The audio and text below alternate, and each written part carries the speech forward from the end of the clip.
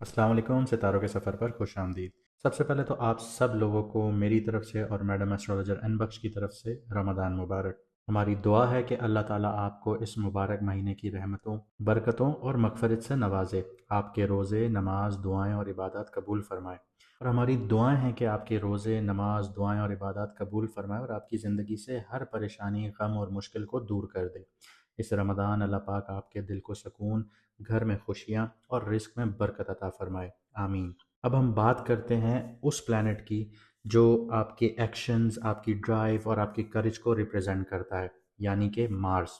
ये जब पॉजिटिव होता है तो इसके पॉजिटिव होने की कुछ अलामात ऐसी हैं कि ये बहुत बोल्ड बनाता है इंसान को, डिटर्मिनेशन देता है, एनर्जी देता है, लीडरशिप क्वालिटीज़ देता है और किसी भी चीज़ को इनिशिएट करने की एनर्जी देता है, जो हम सबको लाइफ में आगे बढ़ने और अपने गोल्स को अचीव करने में मदद देती हैं।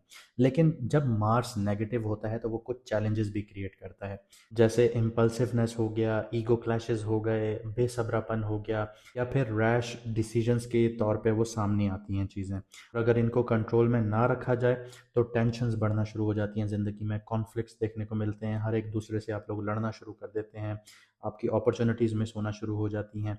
तो यहाँ पे मार्स बहुत इम्पॉर्टेंट रोल प्ले करता है आपकी कुंडली जायचा या बर्थ चार्ट में।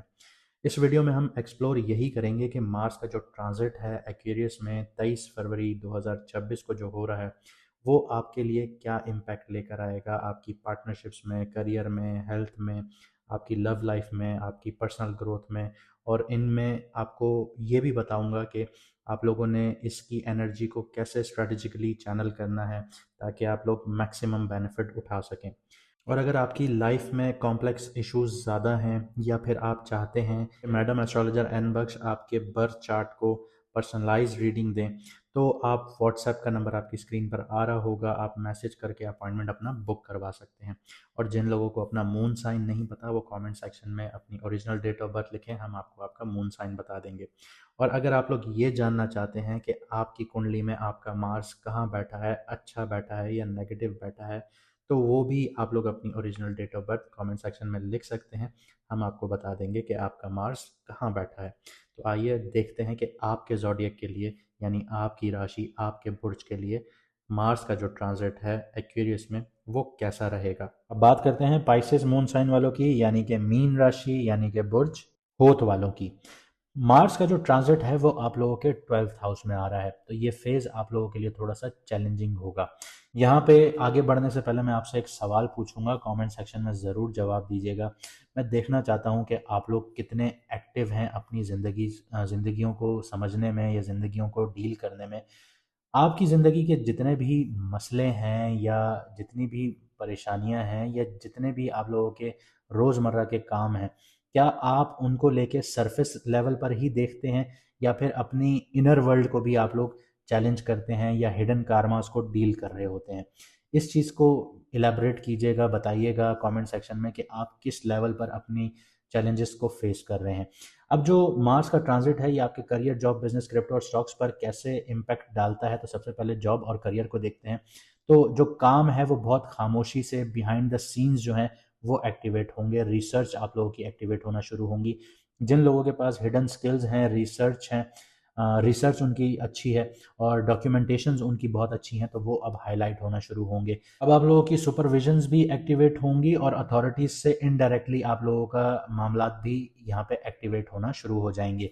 इसके अलावा जो लोग फ़ॉरेन से जुड़े हुए हैं या फ़ॉरेन से रिलेटेड काम कर रहे हैं या मल्टीनेशनल कंपनीज़ में काम कर रहे हैं या फिर रिमोट काम कर रहे हैं, तो उनको डिजिटल प्रोजेक्ट्स की अपॉर्चुनिटीज़ मिल सकती हैं, यानी घर बैठे बैठे प्रोजेक्ट्स उनको मिल सकते हैं जो डिजिटली वो लोग परफॉर्म कर सकते हैं। यहाँ पे आप लोगों ने फोकस्ड रहना है, डिसिप्लिन रहना है, डिसिप्लिन एक्शंस दिखाने हैं, तो रिकग्निशन भी मिलेगी और मास्टरी भी हासिल होगी। लेकिन अगर प्रोक्रेस्टिनेशंस देखने को मिली या डिस्ट्रैक्शंस देखने को मिली तो आप लोगों की एनर्जी जितनी भी है वो वेस्ट होना शुरू हो जाएगी।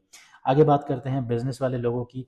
हिडन डील्स आप लोगों को मिल सकती हैं, रिमोट कॉन्ट्रैक्ट्स आप लोगों को मिल सकते हैं और ऑनलाइन प्रोजेक्ट्स अब आप लोगों को मिल सकते हैं। स्ट्रैटेजिक एक्शंस रखिएगा अपनी ज़िंदगी में, आप लोगों को फ़ायदे मुनाफे मिलना शुरू हो जाएंगे। एक्सपेंसेस पर आप लोगों ने काबू पाना है।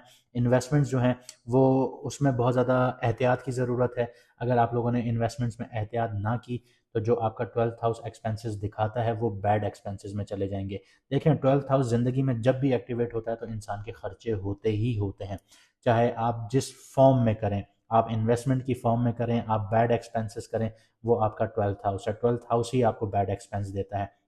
तो अब आप लोगों को समझना होगा कि आप जो इन्वेस्टमेंट कर रहे हैं उसमें आपकी रिसर्च अच्छी होनी चाहिए। रिसर्च अच्छी नहीं होगी तो वो, इसको लिख लीजिएगा कि वो बैड एक्सपेंस है, उसको भूल जाइएगा कि वो अब आपको मिलती है वापस।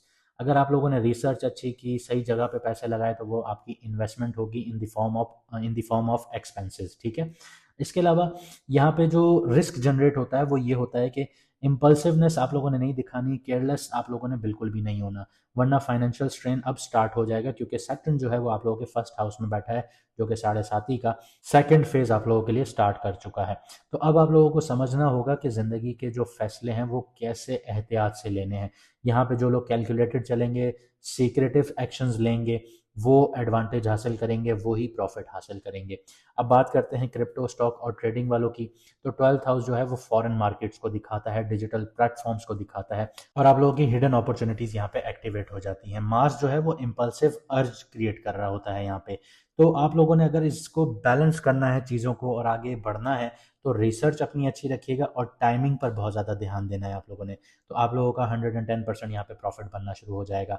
लेकिन अगर आप लोग इम्पल्सिव होना शुरू हुए, ओवर कॉन्फिडेंट होना शुरू हुए, तो लॉस यहाँ पे देखने को मिलेगा। उसकी वजह यह है ओवर कॉन्फिडेंट की, कि आप लोगों ने पिछले जो 2 साल हैं उसमें बहुत कुछ हासिल किया है। हासिल करना इन अ सेंस इस तरह से कि कल तक जिनके पास नौकरियां नहीं थी उनको नौकरियां मिली, वो एक स्ट्रक्चर्ड फॉर्म में आके जीना शुरू हुए, एक डिसिप्लिन लाइफ को एंजॉय करना शुरू हुए, नौकरियां मिलना शुरू हुई, पैसा आना शुरू हुआ, क्योंकि 7.5 का जब भी पहला फेज आता है वो इंसान को देता है, यानी दे के फिर तोड़ता है। तो आपके पास आएगा, और अगर आप लोगों के गलत फैसले हुए ज़िंदगी में, जो एक्सपेंसेस का घर एक्टिवेट होता है, यानी जब एक्सपेंसेस तभी होंगे जब आपके हाथ में पैसा होगा, और वो पैसा किस तरह निकलेगा आपको समझ में भी नहीं आएगा। तो इस चीज़ पर बहुत आप लोगों ने एहतियात से आगे बढ़ना है। आगे बात करते हैं आपकी लव लाइफ, रिलेशनशिप और मैरिज लाइफ की। तो सबसे पहले सिंगल्स को देख लेते हैं।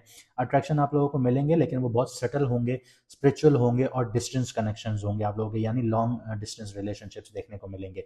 रिलेशनशिप जो होंगे वो आप लोगों के फॉरेन रिलेटेड होंगे या अनकन्वेंशनल रिलेशनशिप्स देखने को मिलेंगे। इमोशनल डेप्थ भी देखने को मिलेगी और इंट्यूशंस भी बहुत ज़्यादा स्ट्रांग होंगी आपके रिलेशनशिप में। अब उनकी बात करते हैं जो ऑलरेडी रिलेशनशिप्स में हैं। तो यहाँ पे हिडन इश्यूज आप लोगों के क्रिएट हो सकते हैं। पास्ट कार्मा जो है वो सरफेस पे आना अब शुरू होगा आप लोगों के लिए। स्पेस देखने को मिलेगी आप लोगों के रिलेशनशिप में। प्राइवेसी डिमांड करना शुरू हो जाएगा आपका पार्टनर। कम्युनिकेशन सॉफ्ट और क्लियर रखिएगा तो फ्रिक्शन से आप लोग बच सकते हैं। इसके अलावा जो 12th हाउस होता है वो आपकी बेडरूम लाइफ को भी दिखाता है। तो अपने पैशन को मॉडरेट रखिएगा और अपने कॉन्शियस लेवल को एक्टिव रखिएगा। तो ये सारी चीज़ें आपके एफर्ट्स पर डिपेंड करेंगी, कॉन्शियस लेवल पर डिपेंड करेंगी।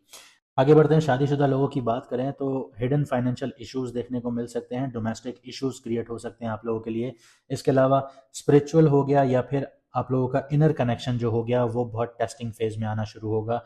कुछ लोगों को इस तरह से फील होगा कि बाहर तो बहुत अच्छा कपल है, बहुत अच्छी मैरिड लाइफ है, लेकिन जो बेडरूम की लाइफ होगी वो डिस्टर्ब होना शुरू हो जाएगी। आगे बढ़ते हैं, आप लोगों की हेल्थ की बात करते हैं। तो यहाँ पे पॉजिटिव रिजल्ट्स भी आएंगे लेकिन रिस्क भी बहुत ज़्यादा है। तो पॉजिटिविटी आप लोगों के लिए ये है कि आप लोगों की, अगर आप लोग मेडिटेशन वगैरह करते हैं तो उससे आप लोगों की मेंटल एनर्जी भी बैलेंस होना शुरू होगी, और सटल फिजिकल एक्टिविटीज़ भी कीजिए तो उससे भी आप लोगों को थोड़ा सा पॉजिटिव इम्पैक्ट मिलेगा। खामोशी से आप लोगों ने आगे बढ़ना है, खामोशी से काम करना है। हर किसी को नहीं बताना कि आप लोगों ने क्या कर रहे हैं, क्या नहीं कर रहे, वरना ये चीज़ें आप लोगों के लिए स्ट्रेस डेवलप करेंगी। जो रिस्क यहाँ पे डेवलप होता है वो आप लोगों की नींद से रिलेटेड होता है, नर्वस सिस्टम से रिलेटेड होता है। तो अगर आप लोगों ने अपनी नींद के पैटर्न पर ध्यान ना दिया, प्रॉपर नींद ना ली, अपनी मेंटल हेल्थ को टाइम ना दिया, नर्वस सिस्टम को टाइम ना दिया, तो यहाँ पे स्ट्रेस जो है वो बहुत ज़्यादा जनरेट होना शुरू हो जाएगा। ओवर एक्सर्शंस आप लोगों की सेक्रेसीज में बढ़ना शुरू होंगी, जो कि फटीग का सबब बनना शुरू होंगी आप लोगों के लिए। माइंड और बॉडी जो है वो डिस्कनेक्ट हो सकती है आप लोगों की। आप लोगों को लगेगा कि आप लोग दूसरी दुनिया में हैं लेकिन बॉडी कहीं और बैठी हुई है, तो वो एक डिस्कनेक्शन फील करेंगे। तो ये चीज़ें यहाँ पे एक्टिवेट होना शुरू होंगी आप लोगों के लिए। उम्मीद करता हूँ आप लोग समझे होंगे और आप अपनी ज़िंदगी को बेहतर बनाएंगे, और हमें उम्मीद है कि आप अपना प्यार वीडियो को लाइक करने की सूरत में ज़रूर दिखाएंगे और कमेंट में अपनी राय ज़रूर बताएंगे। और अपने दोस्तों यारों के साथ भी वीडियोस को शेयर कीजिए ताकि उनको भी लाइफ में सही डायरेक्शन मिल सके और वो आगे बढ़ सकें। मुझे दीजिए यहाँ से इजाज़त, मिलते हैं अगली वीडियो में सितारों के सफ़र पर।